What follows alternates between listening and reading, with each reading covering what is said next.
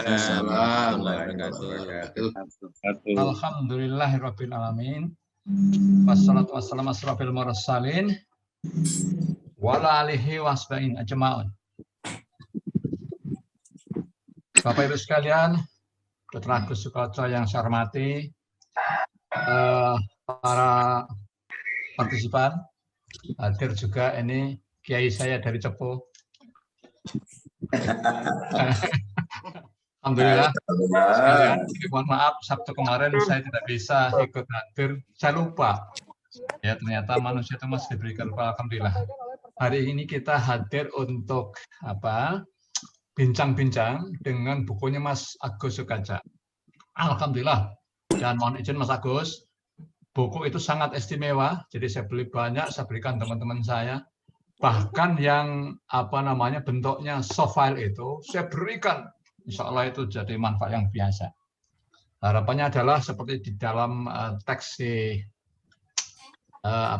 pertemuan ini, bagaimana 9 the nine golden habits, ya, 9 kebiasaan emas itu bisa menjadi karakter kita. Monggo Mas Agus langsung saja untuk waktu secukupnya sampai jam berapa nanti saya kira di chat. Kalau tidak salah jam 5.30 di WIB sampai jam 6.30. Dengan bersama-sama kita awali dengan membaca basmalah. Bismillahirrahmanirrahim. Monggo Mas Agus, penuhnya kami serahkan. Assalamualaikum warahmatullahi wabarakatuh. Waalaikumsalam warahmatullahi wabarakatuh. Alhamdulillahirabbil alamin. Wassalatu wassalamu ala asyrafil anbiya wal mursalin Muhammadin wa ala alihi wa sahbihi ajmain. Bapak Ibu rahimakumullah. Alhamdulillah di pagi hari ini kita bisa bertemu di Zoom. Ini sudah edisi yang ketiga, ya, episode yang ketiga. Ini tadi hostnya Mas Agus Budiantoro kesulitan masuk. Ya, sedang ada. Assalamualaikum. Oh, waalaikumsalam, sudah ada. Alhamdulillah sudah bisa masuk ya. Agak sedikit trouble ini Dok sejak tadi. Bisa masuk saya. Tapi alhamdulillah sudah bisa. Jadi sementara posisi moderatornya digantikan oleh Dr. Joko ini. Alhamdulillah ya sudah. Monggo lanjut Dokter. Ya, baik. Ya. Ini alhamdulillah hadir di ruangan ini ada Rektor UM Palu, Dr. Rajindra, ya. Ada Rektor UM Bro, ya. Saya belum tahu, belum monitor rektor-rektor yang lain. Ya. Ada Wakil Ketua LPCR, ya, Pak Jamal, ya. Dari rumah sakit sudah cukup banyak. Dr. Agus, dari Banten ada. Oh, alhamdulillah dari Banten, Dr. Aven ya. Ya. Alhamdulillah ini Dr. Avenger, ya alhamdulillah dari Banten. Ya. Dari Papua tadi masuk sejak awal, ya Aisyah Papua, Sumatera Barat.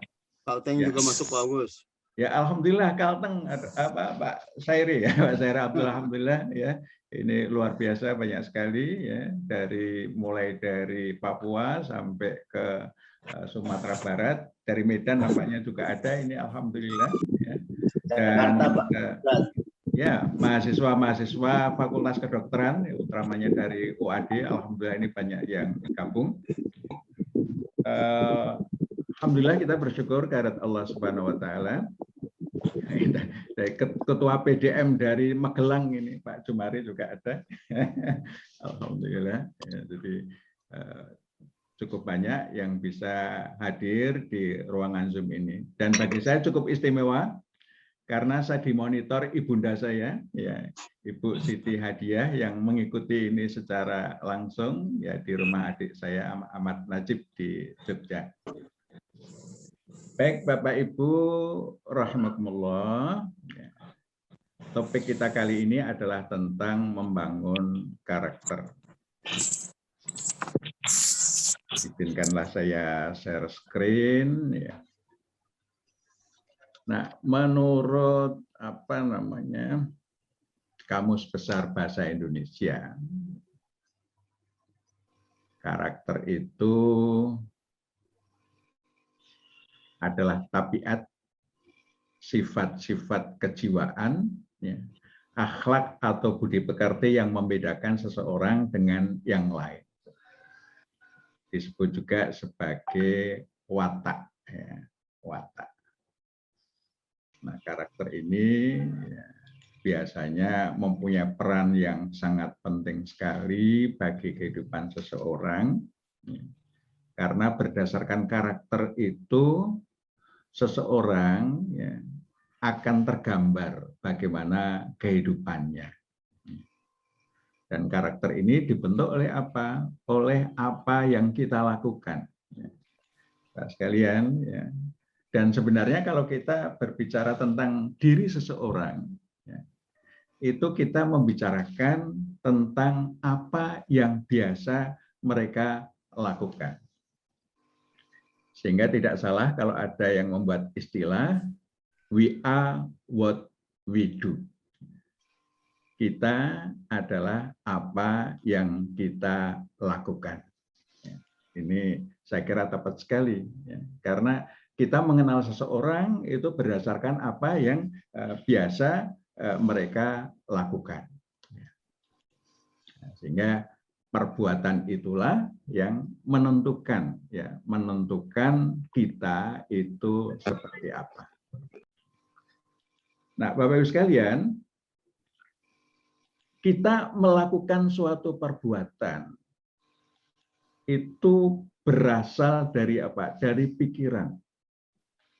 Apa yang kita pikirkan, itulah yang kemudian memunculkan perbuatan-perbuatan kita. Apa yang kita pikirkan itu sangat bergantung, ya, dari informasi yang kita dapatkan.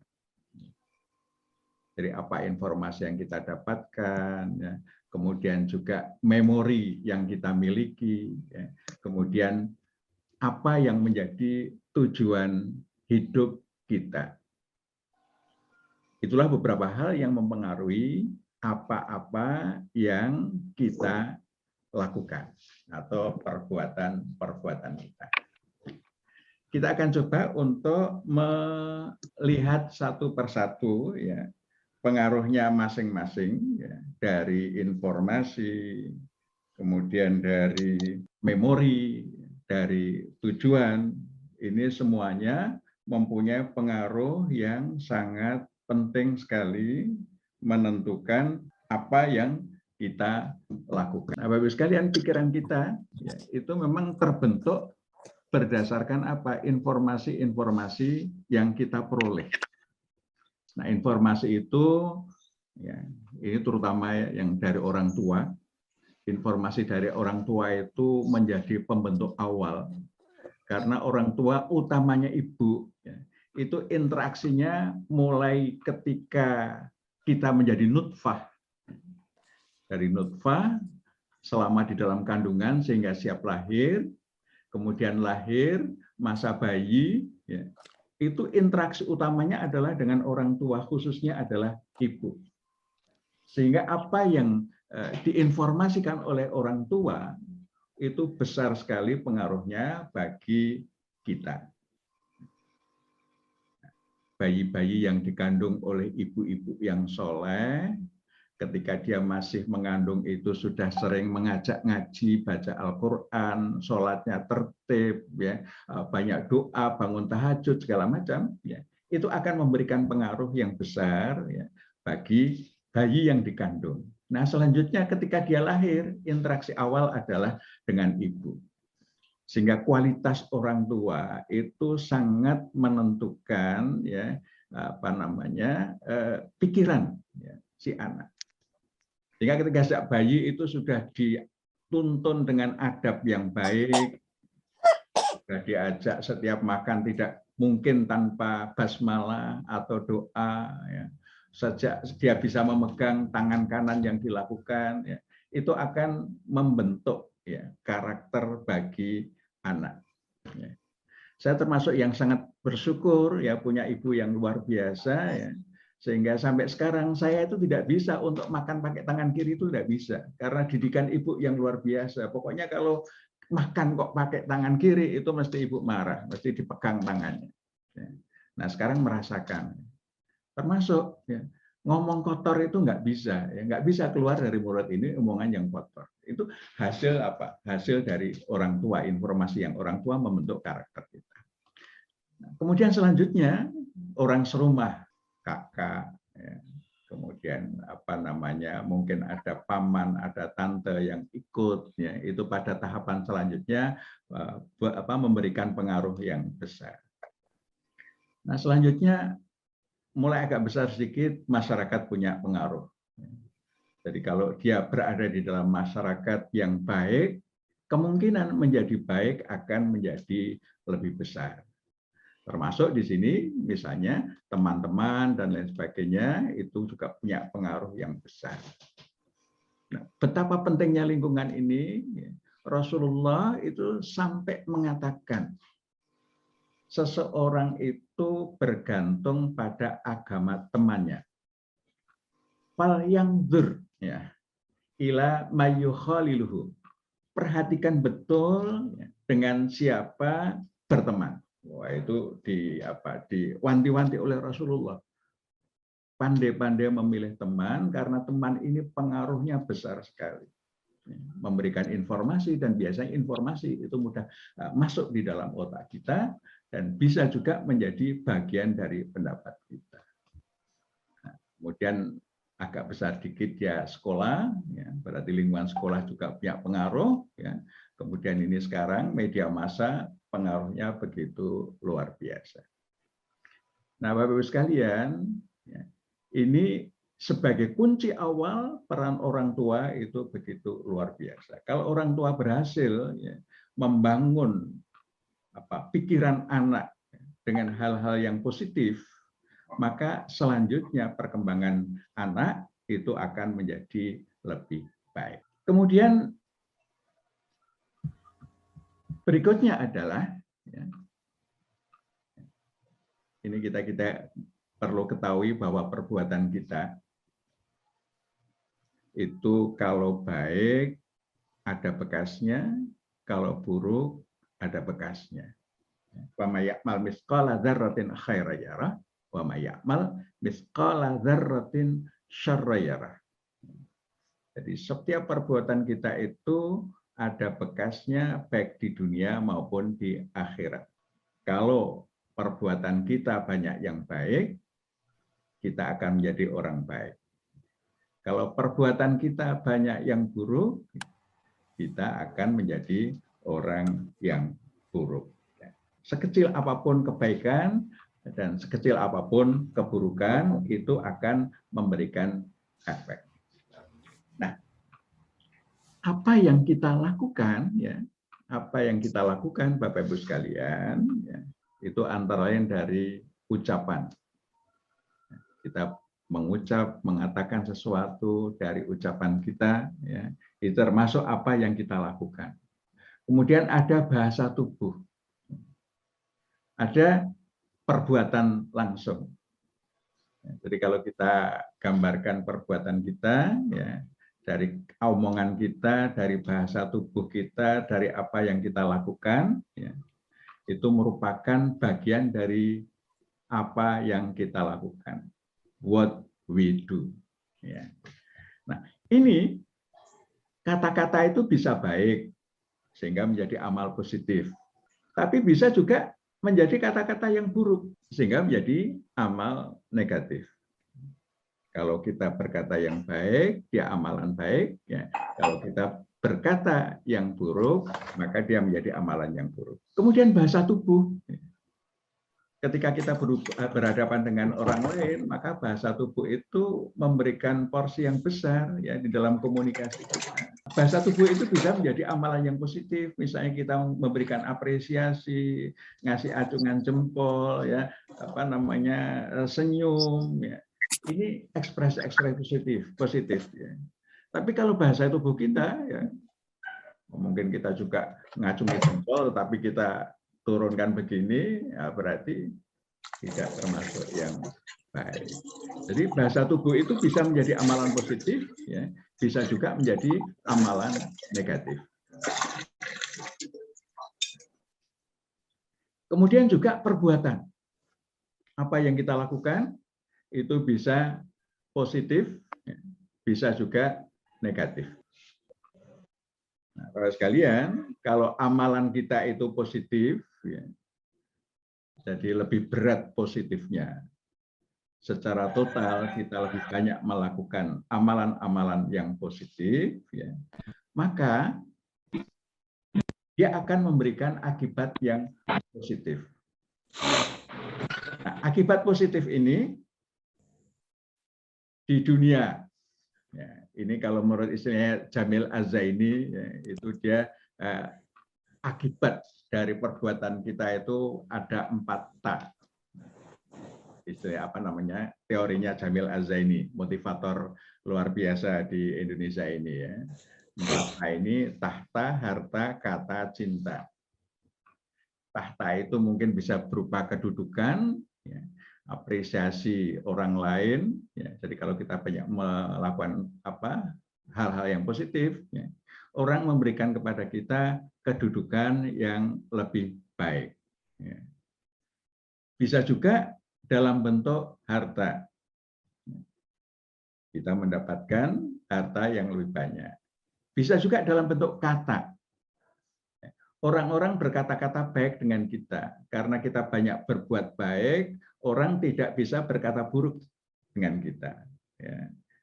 Berupa apresiasi dan lain sebagainya. Kata. Cinta. Ya. Nah, perbuatan baik akan menimbulkan kecintaan dari orang lain. Nah, ini di dunia, Bapak Ibu sekalian. Ya, di dunia akibatnya bisa keempat ta ini. Ya. Nah, di akhirat apa? Nah, kalau yang beramal positif itu adalah orang yang beriman, ya, maka akhirat dia akan berada di surga. Sebaliknya, kalau berupa amalan negatif, akibatnya juga negatif. Ya. Di dunia, ini 4 tanya juga ta negatif. Ya. Tahtanya mungkin orang tidak percaya lagi, harta mungkin juga tidak dapat, ya. Kata-kata yang baik juga tidak dapat, cinta juga tidak dapat. Jadi dalam bentuk ta negatif. Dan di akhirat tempatnya adalah di neraka.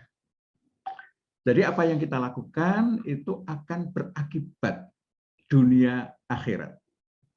Nah, oleh karena itu, Bapak-Ibu sekalian, mari kita memperbaiki ya, kata bahasa tubuh perbuatan kita, kita setting menjadi amal positif.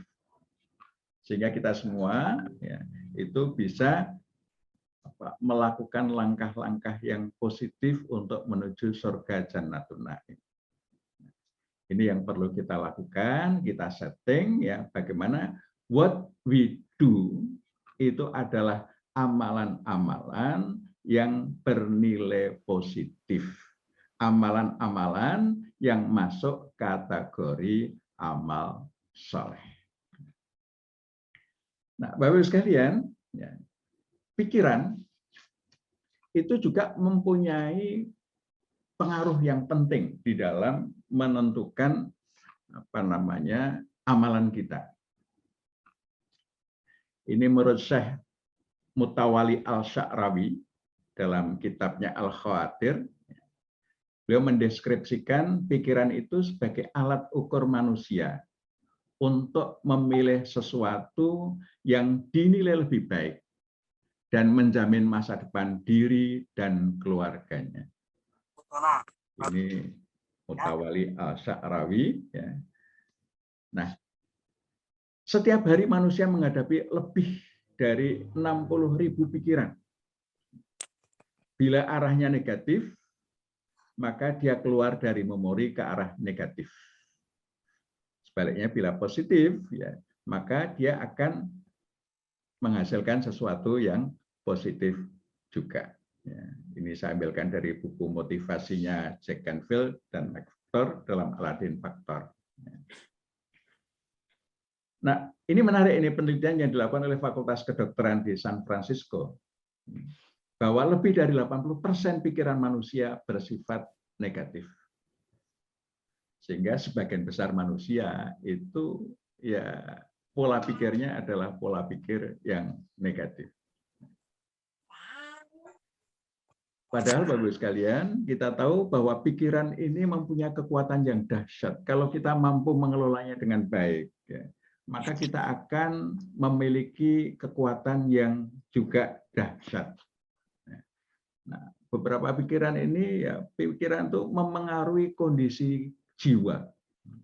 Jadi kalau kita memikirkan hal-hal yang sedih, ya, itu secara kejiwaan kita juga menjadi sedih. Jadi dari pikiran-pikiran itu bisa membawa pada suasana jiwa, mempengaruhi kondisi kesehatan. Orang yang berpikiran tidak sehat, maka dia akan menjadi tidak sehat. Ini ada sesuatu yang menarik ini ya, ada suatu suatu kejadian. Ya. Beberapa orang bersepakat untuk ngerjain temannya. Temannya ini sehat bugar. Ya. Ini beberapa orang, sekitar 4-5 orang bersepakat ya untuk menanyakan ya, dan memberikan pernyataan. Pernyataan bagaimana? Ya, kamu kok kelihatan lesu, ya, kok kelihatan lesu. Ya. Sedang sakit apa? Ya. Pada pertanyaan pertama, dia masih menjawab, oh saya sehat, enggak sakit, ya, enggak sakit. Ya. Tapi ketika ada orang kedua tanya yang sama, dia masih mengatakan saya sehat. Ya. Ketika orang ketiga tanya yang sama, dia mulai ragu-ragu. Apa saya kelihatan lesu apa? Ya. Dia mulai ragu-ragu. Ya. Nah, ketika ada orang yang keempat bertanya yang sama, ya, dia mulai, wah jangan-jangan saya itu memang lagi sakit, ya, lagi sakit. Satu lagi orang bertanya begitu, dia betul-betul merasa sakit. Ini luar biasa. Jadi bisa apa yang kita pikirkan, ya, itu akan mempengaruhi kesehatan kita. Dan kita banyak mendapati orang-orang yang terdiagnosa penyakit berat, ya, wah itu begitu khawatir, takut dan lain sebagainya. Ya. Nah proses penyembuhannya malah lambat terjadi. Ya, pikiran melampaui batas waktu. Ya. Kita bisa berpikir tentang masa kecil. Ya. Rasanya baru kemarin masa kecil. Ya. Sekarang kok ternyata sudah punya cucu. Ya. Ini melewati batas waktu. Tidak mengenal jarak. Bisa menambah dan mengurangi energi. Sehingga kalau kita bisa menata pikiran kita, ya kita bisa punya energi yang cukup besar. Bisa melahirkan kebiasaan. Ya. Ini yang penting, ini yang kita bahas ya, bagaimana kita membangun kebiasaan, mempengaruhi sistem kerja akal bawah sadar. Ini kekuatan pikiran Bapak sekalian. Nah, selanjutnya bahwa pikiran itu juga bergantung dari apa? Dari memori. Memori itu adalah ingatan yang sudah tersimpan di dalam pikiran kita. Nah, memori ini secara garis besar ada dua jenis memori. Yang pertama adalah deklaratif memori atau memori yang tersurat atau sadar. Yang kedua adalah reflektif memori atau tersirat, ya memori bawah sadar. Ya. Memori yang tersurat, ya, ini ada yang disebut dengan episodic memory, ya, ingatan akan peristiwa. Jadi kita ingat kemarin kita mengalami peristiwa apa, ya, bulan lalu kita mengalami apa, ya, waktu kecil kita mengalami apa, ya, itu tersimpan ya di dalam ingatan peristiwa ini. ya, atau episodic memory. Kemudian yang kedua, yang disebut dengan semantic memory. Ini ingatan kata-kata, peraturan, bahasa, dan lain-lain. Jadi kalau kita belajar bahasa ibu, ya bahasa Jawa, atau bahasa Banjar, atau bahasa Sunda, dan lain sebagainya, itu masuk di dalam semantic memory. Kita mengetahui aturan-aturan, ini boleh, ini tidak boleh, ini di dalam semantic memory. Kemudian yang kedua adalah reflective memory atau tersirat di bawah sadar. Nah, Bapak-Ibu sekalian, ya, ini ada yang disebut dengan kemahiran. Nah, kemahiran ini memori yang kemudian disimpan di dalam pikiran kita yang menyimpan tentang kemahiran melakukan sesuatu. Sebagai misal, ya, Bapak Ibu sekalian, misalnya belajar sepeda. Pada awal belajar sepeda, ya, semua yang kita lakukan sepenuhnya dikendalikan oleh otak sadar kita. Nah, setelah dilakukan berulang-ulang, ya, akhirnya kita bisa naik sepeda dan menjadi sangat terampil bersepeda. Nah, ketika kita terampil bersepeda, ya, ini sudah tersimpan di dalam reflective memory, ya, otak bawah sadar kita, ya, sehingga kita bersepeda langsung bisa. Ibu-ibu yang suka nyulam itu pada waktu pertama kali belajar nyulam setengah mati, luar biasa susahnya. Tapi ketika sudah bisa terampil, sambil ngobrol pun bisa nyulam. Demikian juga kemahiran-kemahiran lain, ya, manusia diberikan peluang untuk memiliki banyak kemahiran. Para pilot misalnya ketika menerbangkan pesawat itu juga bagian dari kemahiran. Yang kedua adalah ini tadi kedua terus ya, kedua di reflective memory, ya. Kebiasaan. Kebiasaan ini juga merupakan reflective memory, ya, di bawah sadar. Ini akibat melakukan sesuatu berulang-ulang. Jadi kalau kita melakukan sesuatu berulang-ulang terus-menerus, ya, lama-lama dia akan disimpan di dalam reflective memory. Bapak sholat, ya, sejak anak-anak sudah diajar sholat sehari minimal 5 waktu yang wajib, ya, yang wajib 5 waktu, bukan minimal, ya, yang wajib 5 waktu, sudah dilakukan terus-menerus bertahun-tahun secara disiplin, ya. Maka selanjutnya ketika sudah menjadi kebiasaan, nah pada waktu-waktu tertentu itu kita akan melakukan secara otomatis. Jadi kita tidak perlu berpikir lagi untuk melakukan sesuatu yang namanya kebiasaan. Oh, sekalian, ini bawah sadar. Jadi kalau kita berhasil membangun sebuah kebiasaan, maka selanjutnya kita melakukan kebiasaan itu sudah tidak berpikir lagi. Dia secara otomatis, karena dia sudah disimpan oleh memori bawah sadar kita. Ini ada yang jangka pendek, ada yang jangka panjang, ya, baik yang reflektif maupun yang deklaratif. Ya. Nah, sesuatu yang jangka pendek ini mestinya kita usahakan menjadi memori jangka panjang, ya, sehingga itu lebih kuat tersimpan di dalam memori kita. Nah, proses pembentukan kebiasaan. Jadi ini karena kajian kita tentang habit, tentang kebiasaan, ya, maka ini kita perlu memahami bagaimana proses pembentukan kebiasaan. Tapi sebelum ke sana, ini berdasarkan sabda Nabi kita, iklafu minal amali ma tudiqun fa inna khairal amali atwamuhu wa inqal. Lakukan oleh kalian amalan semampu kalian. Sesungguhnya sebaik-baik amalan adalah yang paling mudawamah, meskipun sedikit. Hadis riwayat Ibnu Majah. Bapak Ibu sekalian, amalan mudawamah itu amalan yang sudah istiqomah kita lakukan, artinya sudah menjadi kebiasaan. Dan proses pembiasaan itu memang memerlukan proses yang cukup panjang. Minimal menurut beberapa teori itu perlu waktu ya minimal 90 hari. Nah, itu melalui proses ya dari berpikir. Jadi ketika kita berpikir akan melakukan sesuatu, Bapak sekalian, ya. Jadi misalnya Bapak Ibu berpikir saya akan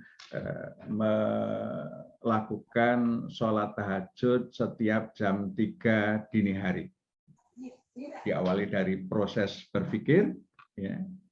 Nah, berpikir itu kemudian otak kita akan melakukan perekaman, ya, dari proses berpikir itu yang menghasilkan suatu suatu tindakan. Jadi direkam ya proses berpikirnya itu kemudian menimbulkan apa yang disebut tindakan atau pelaksanaan. Dari pelaksanaan ini pengalaman melaksanakan suatu amalan ya misalnya berhasil melakukan bangun malam bertahajud ya, sekali ya. Nah itu pengalaman ini disimpan di dalam otak kita, ada file di dalam otak kita pengalaman melaksanakan sholat tahajud pada pukul 3 dini hari.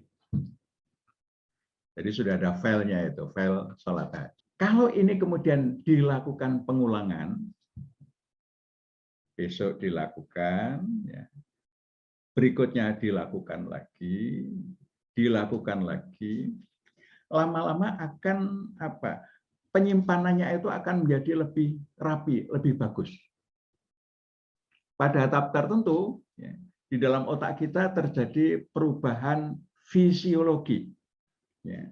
Fisiologi otak kita itu sudah berubah. Ya. Yang di situ ada rekaman proses pengalaman melaksanakan sholat tahajud. Ya, jadi ketika beberapa kali terjadi perubahan fisiologi, ya, kalau itu konsisten kita lakukan terus-menerus berulang-ulang, ya, maka pada tahapan tertentu akan terjadi perubahan anatomi di dalam otak kita, sehingga ada struktur amal sholat tahajud jam 3 dini hari. Kalau sudah perubahan anatomi pada otak kita, Bapak Ibu sekalian, itu artinya otak kita itu sudah mengatur dengan sendirinya sholat tahajud pada setiap pukul 3 dini hari. Nah, perubahan anatomi ini akhirnya akan mengendalikan ya, proses tahajud pada pukul 3 dini hari. Sehingga kalau kita berhasil melalui tahapan-tahapan itu, maka kita mempunyai kebiasaan sholat tahajud. Berapa waktu diperlukan untuk melakukan proses pembiasaan itu? Ini kata para ahli kurang lebih sekitar 90 hari. Jadi kalau kita konsisten melakukan sholat tahajud tiap malam dan kita berhasil ya, berusaha selama 90 hari berturut-turut, maka dia akan menjadi kebiasaan. Nah, kalau sudah menjadi kebiasaan, ya, karakternya sulit dirubah. Jadi kalau kita sudah berhasil 90 hari berturut-turut, itu akan menjadi amalan mudawamah kita setiap hari, sehingga jam 3 dini hari kita akan selalu bangun untuk tahajud. Insya Allah itu akan berakhir ketika ajal tiba. Jadi amalan yang sudah mudawamah itu akan terbawa sampai mati. Nah, sehingga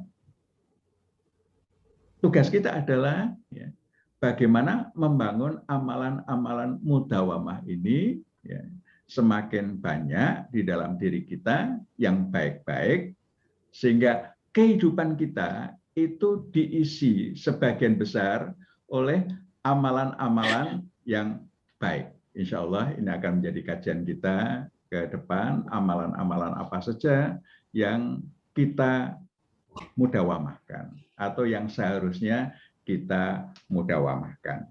Nah, selanjutnya adalah yang berpengaruh besar ya di dalam melakukan what we do. Ini adalah apa? Visi impian. Ini kajian kita pada Sabtu yang lalu. Ya. Visi apa yang menjadi impian hidup kita, apa yang menjadi visi hidup kita, ini akan menentukan apa yang kita lakukan. Visi ini penting, Bapak sekalian. Ya. Impian hidup itu penting. Ya. Karena kalau kita tidak punya impian, ya, kita tidak bisa mengenai sasaran yang kita tidak ketahui. Ya. Jadi kalau kita tidak mau tujuan hidup kita apa itu apa, maka yang kita lakukan ya, itu tidak terpimpin. Tetapi kalau kita sudah menentukan tujuan hidup saya adalah ini, ya, maka insya Allah ya kita akan menentukan amalan-amalan apa, perbuatan-perbuatan apa yang bisa mengantarkan pada tujuan hidup itu. Kalau kita mempunyai tujuan yang jelas serta rencana untuk meraihnya, ya, maka kita punya jalur untuk menyusuri setiap harinya. Ini penting sekali, impian hidup. Ya. Tujuan ini berbeda dari harapan dan keinginan. Ya. Keinginan adalah tujuan tanpa energi yang mendukungnya. Sedangkan tujuan atau visi itu full energi. Ya. Jadi dia mampu mengaktifkan di dalam otak kita itu ada yang namanya reticular active system. Reticular active system ini kalau sudah aktif ya, orang bisa melakukan apa saja untuk mencapai apa yang ingin dia miliki itu atau ingin dia capai itu. Jadi kalau kita sudah mampu mengaktifkan reticular active system ya di dalam otak kita, maka kita akan punya semangat yang luar biasa di dalam melakukan amalan-amalan, perbuatan-perbuatan untuk mencapai visi atau tujuan hidup kita.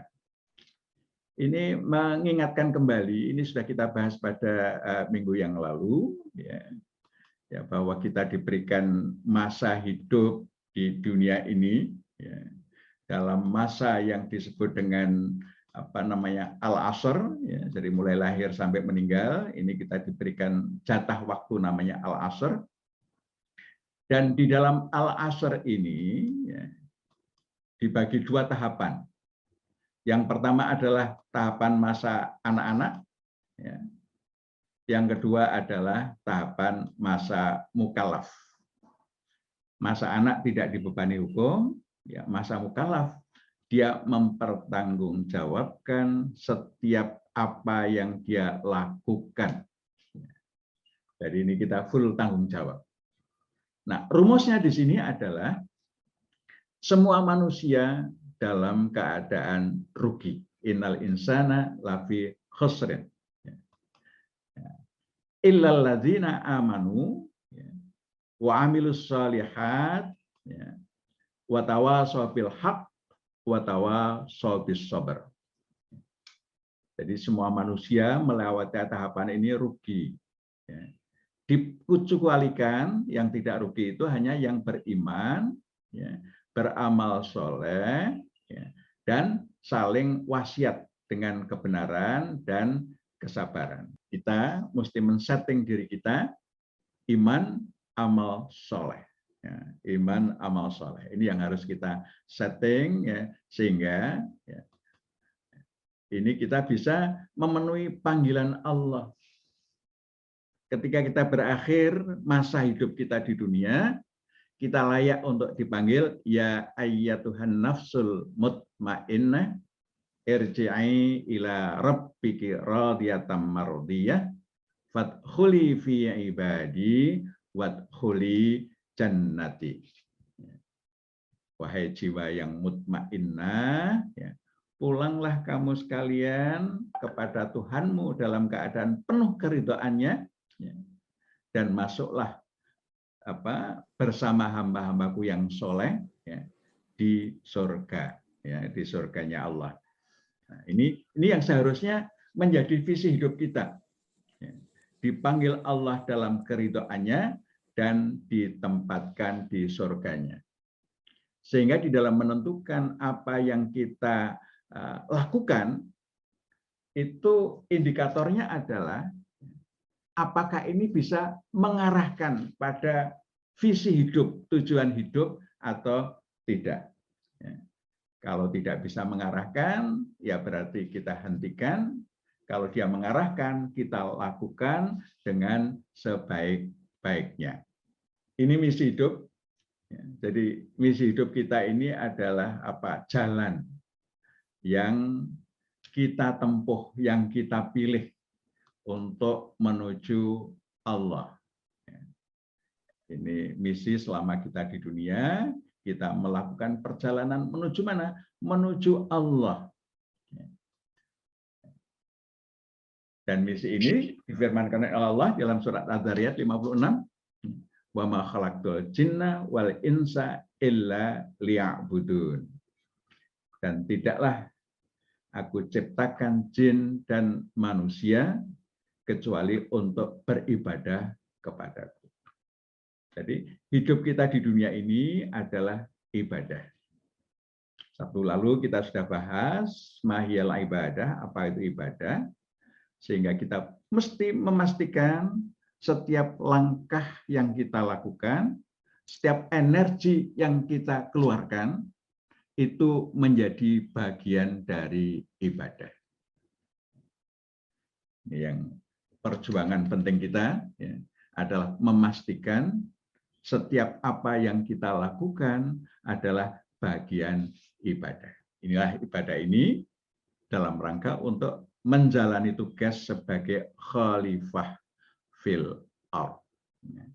Nah, untuk ini Bapak Ibu sekalian, Allah telah membekali kita ya, dengan apa? Dengan kitab Allah Al-Quran ya, dan sunnah Rasulnya.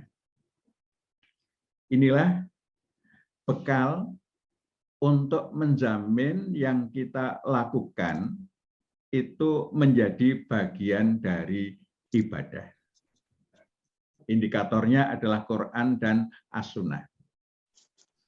Oleh karena itu, mari kita pelajari Al-Quran dan As-Sunnah ini dengan baik, sehingga kita mampu memutuskan untuk melakukan sesuatu yang selaras, sesuai dengan Al-Quran dan As-Sunnah. Ini misi hidup kita di dunia ini. Ya. Jadi kita melakukan amalan-amalan yang sesuai dengan Quran dan As-Sunnah, sehingga setiap langkah yang kita lakukan itu perjalanan menuju Allah. Dan langkah-langkah itu kita perlu men-setting, sebagian besarnya adalah amalan-amalan mudawamah. Amalan-amalan yang rutin yang kita lakukan tanpa berpikir panjang lagi. Jadi kalau misalnya kita memberikan ruang ya, di dalam 24 jam itu amalan mudawamahnya kita mengambil berapa jam. Ya.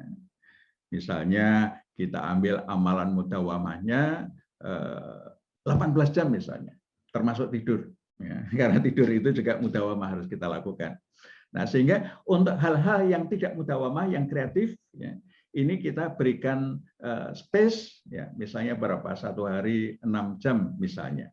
Nah, sehingga dengan demikian, ya, amalan-amalan mudawamah yang baik itu akan menjamin perjalanan kita itu akan menjadi baik. Dan amalan mudawamah inilah, Bapak Ibu sekalian, yang akan membangun karakter kita. Ya. Nah, ini kalau para di Fakultas Kedokteran, ya, itu ada standar karakter ya, dokter Muhammadiyah. Saya kira ini bukan hanya untuk dokter saja, tetapi untuk juga yang lain-lain karena ini sifatnya universal. Ya.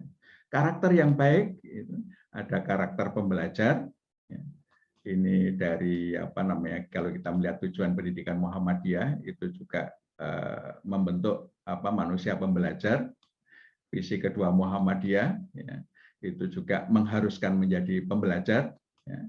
Nah ini kita lakukan amalan-amalan antara apa? Tadarus Al-Quran, membaca, mengikuti majelis ilmu seperti pagi ini. Ya.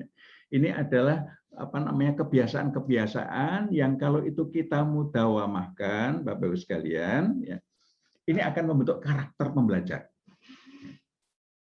Dan tadarus Al-Quran, membaca, mengikuti majelis ilmu, ini kalau bisa menjadi kebiasaan rutin kita, ya, ini kita akan memiliki karakter pembelajar.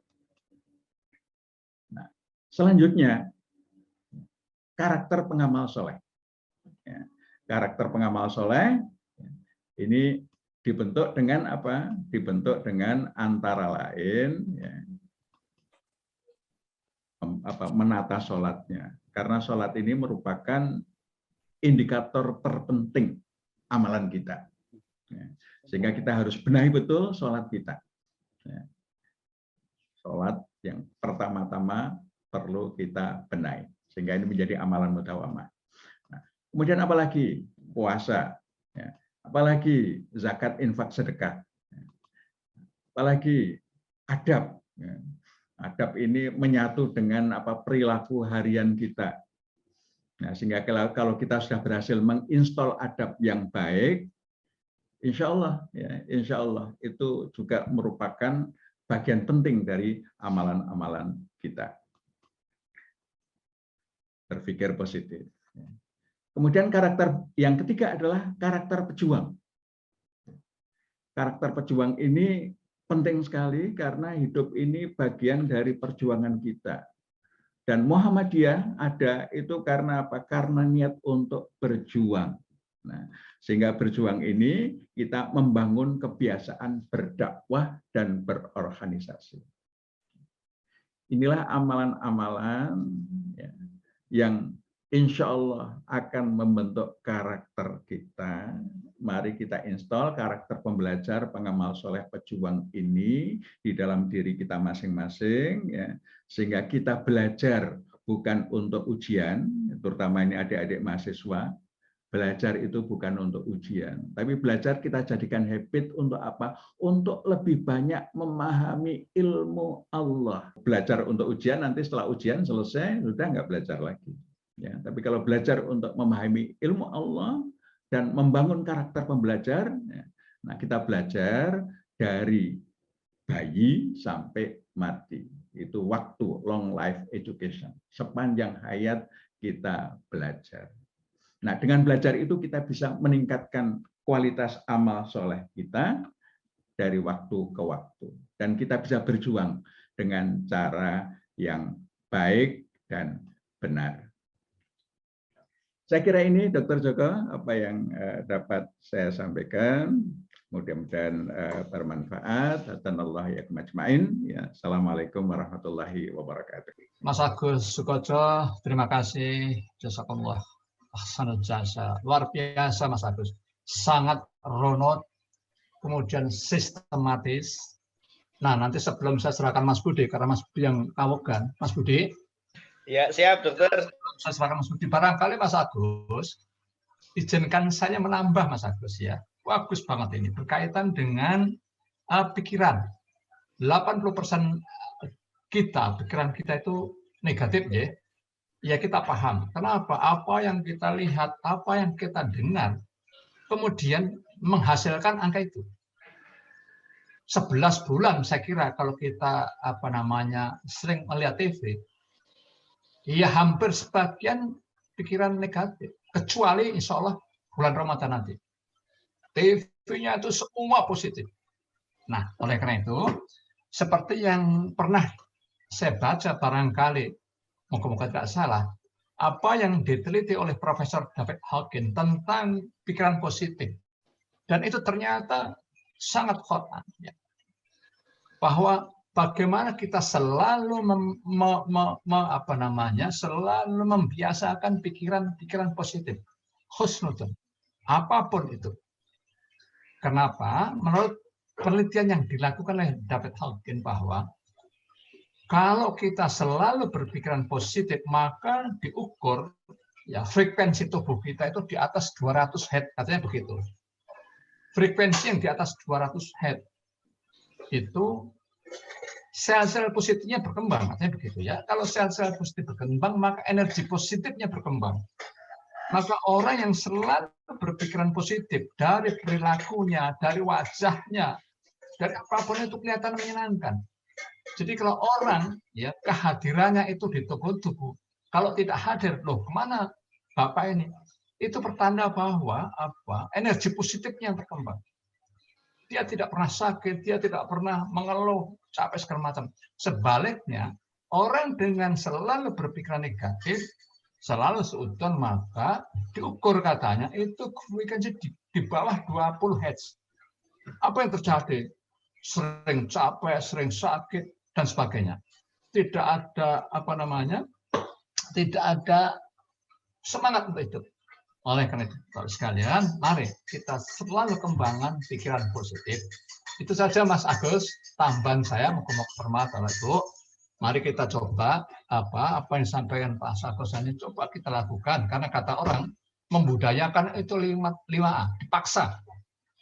Bukan sebetulnya apa yang kita lakukan ibadah ini kan dipaksanya Mas Agus. Kalau anak kecil kemudian menginjak balik tidak sholat digitik misalnya, dicaplek itu kan pemaksaan. Kalau dipaksa dia akan terpaksa pasti itu.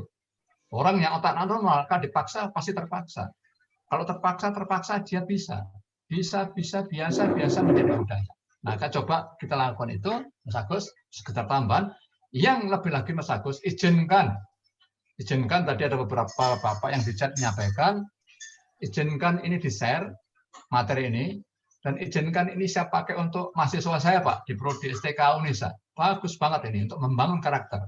Kalau ini kita lakukan Bapak Ibu, maka inilah yang membedakan kita dengan orang lain.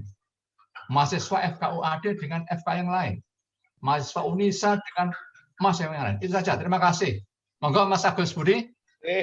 Baik, terima kasih Dr. Joko. Alhamdulillah tambahan dan tanggapannya sangat memberikan motivasi dan semangat untuk kita semua, Dokter. Tapi ini Dokter, ini ada satu tamu yang istimewa yang gabung dengan kita, Pak Ustadz Jamaluddin Ahmad, yang kemarin ternyata beliau memandang waktunya ini untuk apa? Antara waktu Indonesia Tengah dan video dia. Ustadz Jamaluddin. Assalamualaikum Ustadz. Untuk Ustadz Jamaluddin bisa memberikan respon, masih ada beberapa waktu terkait dengan forum Golden Habit ini. Untuk itu disilahkan Ustadz, monggo. Oke. Assalamualaikum warahmatullahi wabarakatuh. Waalaikumsalam. Sehat selalu Mas Agus Sukaca. Alhamdulillah. Ya. Dr. Joko yang luar biasa. Mas Jamal, alhamdulillah masih cepu. Setiap pekan sana sini terus Dok, sehat. Penting sehat, monggo Mas Agus. Mas Jamal. Jadi tadi komentar Dr. Joko sebenarnya sudah cukup Pak Agus Budiantoro. Hanya saya ingin bukan nambahilah, karena kalau belajar ini kan sangat menarik. Tapi saya ingin mengutip Quran surah Al-Alaq ayat 15 dan 16. Di situ ayat 16 kan ditutup dengan nasiatin kadibatin khoti'ah. Jadi Allah menyebut ubun-ubun ya, itu sebagai pusat berdusta dan sebagai pusat durhaka. Perbuatan buruk, menipu, membodohi, markup dan sebagainya itu ternyata sudah disebut oleh Allah, pusatnya itu adalah di ubun-ubun. Kalau secara fisik otak itu kan di bagian depan itu ya.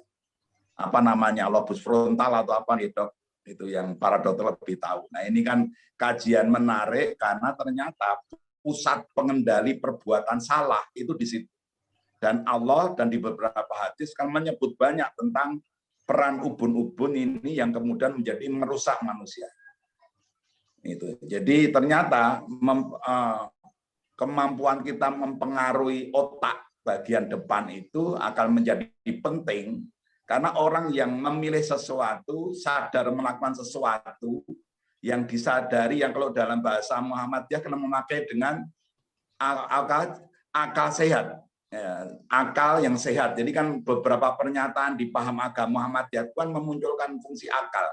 Dari situ kemudian saya memahami Muhammadiyah membangun kesadaran berislam, karakter Islami itu sangat mementingkan fungsi akal. Kalau hati kan memang cenderung membimbing kepada yang positif. Tapi akal yang kemudian pengaruhnya tadi 80% negatif, itu kan luar biasa. Bagaimana informasi-informasi negatif itu yang sangat besar membentuk kita, yang kemudian nanti bisa mematikan hati ini. Maka berislam dengan bimbingan kesadaran kritis, bagaimana kita berislam secara didampingi akal sehat, nah, itu menjadi sangat kuat sehingga tidak mudah dirusak oleh pengaruh-pengaruh negatif. Nah, maka kemudian Muhammadiyah dalam banyak teks tentang paham agama itu sangat mementingkan fungsi itu. Hingga perkaderan, pembinaan anggota itu memang butuh waktu yang lama. Di samping karena faktor pembiasaan yang susah, juga menjadi penting karena orang bisa melihat kebenaran. Kalau kemudian akalnya oke, itu akan mampu bertahan. Kita bisa lihat di YouTube itu bagaimana orang-orang Barat convert to Islam, masuk Islam, itu menjadi proses yang sangat lama dan kemudian mereka tidak goyah. Nah, gitu. Tapi kalau Islamnya karena emosi dan sebagainya, nanti mudah sekali digoyah ketika kemudian menerima serangan-serangan ini. Saya kira perkaderan di Muhammadiyah, pembinaan anggota itu memang kita harus sadari membentuk karakter akan berjalan sangat lama. Dan memang ustadz-ustadz Muhammadiyah atau Mubalik menjadi penting agar kemudian mereka melayani pertanyaan-pertanyaan kritis dari anggota Muhammadiyah yang sejak awal dikenal DNA-nya Muhammadiyah itu semakin di samping rela, ikhlas, gitu kan, DNA-nya Muhammadiyah kan kritis, gitu. Nah ini tidak apa-apa karena ini akan membuat kita berislam dengan daya tahan yang luar biasa. Saya kira itu aja, Dok, hanya menambahi bahwa jadi Mubalik Muhammadiyah itu harus sabar karena memang tidak bisa membentuk seketika. Maka ketika terjadi kasus terorisme dan sebagainya yang sekarang muncul itu kan banyak yang kemudian mencerminkan bahwa mereka di brainwashing. Dalam waktu yang singkat di brainwashing kemudian berubah dan menjadi pelaku teroris. Padahal mereka itu aslinya orang-orang baik. Tapi karena beragamanya selama ini hanya agama menerima warisan dari orang tua, tidak disadari disertai kesadaran kritis, maka hampir semua pelaku teroris itu adalah mereka yang mudah di lobus frontalnya itu dicuci otaknya itu sehingga dengan waktu secepatnya bisa berubah. Insya Allah kalau kita biasa ngaji di Muhammadiyah susah untuk dipengaruhi jadi teroris. Meskipun saya tahu juga bahwa hampir semua teman-teman yang kemudian dijuluki teroris itu korban dari sebuah rekayasa melalui brainwashing, bukan murni dari mereka sendiri. Terima kasih. Assalamualaikum warahmatullahi wabarakatuh. Waalaikumsalam. Dokter, maaf ini mohon izin injury time karena cukup menarik ini, Dokter. Nanti mohon di closing meetingnya ditambah waktu sedikit, Dok, biar kami juga tidak penasaran ini. Tapi satu lagi, Dok, ini mungkin dari Bantul yang beberapa 3 kali episode ini sudah bergabung tapi belum bisa kita sapa. Ini Dokter Barkah hadir di tengah-tengah kita. Dokter Barkah, assalamualaikum. Waalaikumsalam. Baik, Dokter, monggo Dokter Barkah sehat. Silakan menyampaikan responnya. Biar nanti sekaligus dari 3 bapak-bapak tadi ada Pak Joko, ada Pak Jamal, sekaligus Dokter Barkah nanti bisa kemudian closing statement-nya dari Dokter Agus Sukacah di menit-menit terakhir ini. Silakan, Dokter. Terima kasih. Assalamualaikum warahmatullahi wabarakatuh. Waalaikumsalam warahmatullahi wabarakatuh. Menarik sekali Dr. Agus Sukacah itu memang selalu membuat kita supaya orang tidak sekuler ya, bisa memahami bahwa hidup kita adalah satu kesatuan, apa yang kita lakukan adalah satu ibadah. Jadi tidak ada detik, satu detik pun kehidupan kita yang ini urusan dunia, ini urusan akhirat. Jadi satu tumpuan, satu fokus, satu tujuan bahwa hidup kita adalah dalam rangka menjadi khalifah fil ard yang dibimbing oleh Allah langsung. Yang Allah sudah menurunkan Al-Quran, sudah memberikan contoh teladan dengan para rasulnya, dan memberikan fasilitas kehidupan di dunia ini dalam rangka kita untuk menjalankan tugas, mengisi SKS kehidupan kita. Jadi itu saja kira-kira Mas Agus Priantoro. Baik, terima kasih dokter. Luar biasa. Monggo terakhir Dr. Agus Sukatsa untuk bisa memberikan tanggapannya terkait dengan masukan dan banyak tanggapan tadi. Disilakan dokter. Ya, terima kasih Pak Agus Priantoro. Ini hari ini kita banyak tamu istimewa ini sebenarnya. Alhamdulillah ini banyak sekali dokter. Ada Rektor UM Palu, Dr. Rajendra, ya. Ada mana lagi tadi? Ada Rektor UM Bro tadi, Pak Israel. Kemudian ada saya nggak sempat satu-satu. Pak Sarif. Ya, ada mantan Direktur Rumah Sakit Umum Kanuyoso Balikpapan. Itu juga sekaligus mantan Direktur Rumah Sakit Sarjito. Kemudian Rumah Sakit Fatmawati, ya. Dr. Safanu, alhamdulillah, ya. Ini. Bandung, ya. Ya, alhamdulillah, ini dari teman-teman rumah sakit juga banyak yang hadir dari Rumah Sakit Islam Jakarta, kemudian ada dari Gubuk, dari Sluweng, dari banyak lah, nggak bisa saya sebut satu persatu. Ini luar biasa. Wah, ini ada yang baru masuk ini Pak Ahmad Jais. Pak Ahmad Jais itu Ketua PWM Kalbar periode yang lalu. Ya, ini luar biasa. Beberapa ketua PDM tadi dari Magelang yang sudah saya sapa. Alhamdulillah, ini acara kita mendapatkan respon yang luar biasa. Terima kasih Bapak Ibu sekalian. Dan mudah-mudahan ke depan ini bisa kita jaga ya dalam rangka untuk apa? Sesungguhnya ini dalam rangka membentuk karakter ya. Golden Habit Forum ya. Itu bagaimana kita membangun golden habit, kebiasaan-kebiasaan yang baik ya untuk apa? Untuk membangun karakter yang baik ya, karakter yang layak untuk menjadi penghuni surga. Ya. Ini tadi 3 respon saya kira luar biasa, Dr. Joko ya. Sekarang Kaprodi di Unisa ya. Pernah menjadi Direktur Rumah Sakit PKU Muhammadiyah Jogja, ini sahabat saya yang luar biasa. Juga sekarang di Majelis Pendidikan Tinggi PP Muhammadiyah. Kemudian Pak Jamal, ini sahabat saya sejak lama, dulu training IPM saya sering dengan Pak Jamal ya. Termasuk yang mengantarkan saya sampai Kaltim itu Pak Jamal, dulu TM3 tahun 88 di Samarinda. Ya. Instruksinya saya dengan Pak Jamal.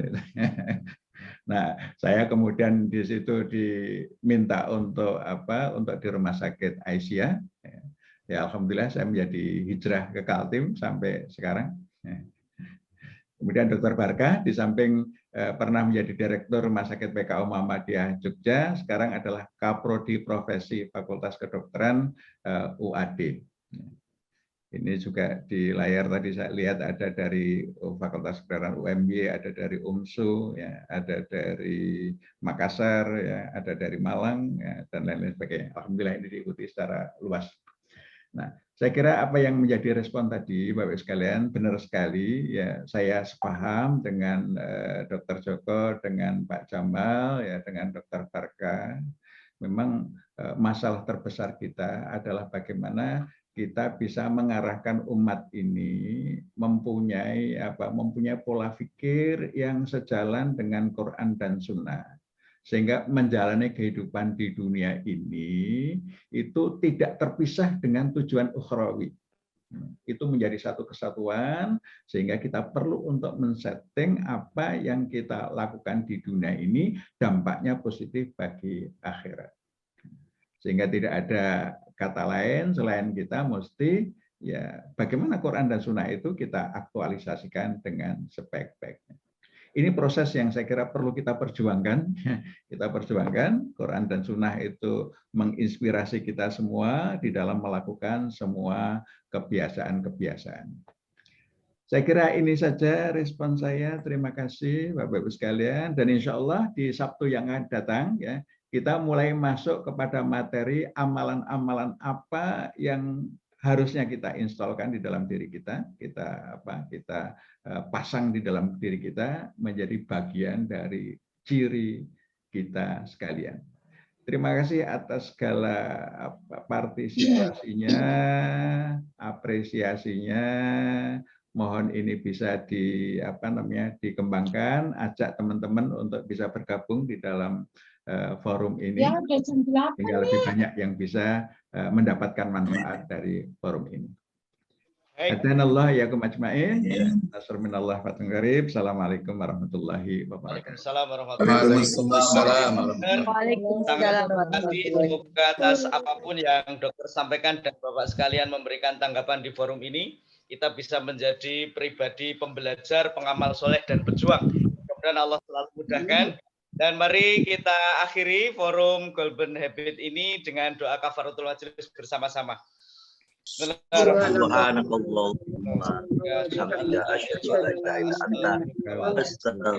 kasih Dr. Joko, terima kasih tadi sudah menghandle di awal. Semoga nanti ke depan kita bisa berjumpa lagi dan banyak salam, mohon maaf. Saya akhiri. Assalamualaikum warahmatullahi wabarakatuh. Waalaikumsalam.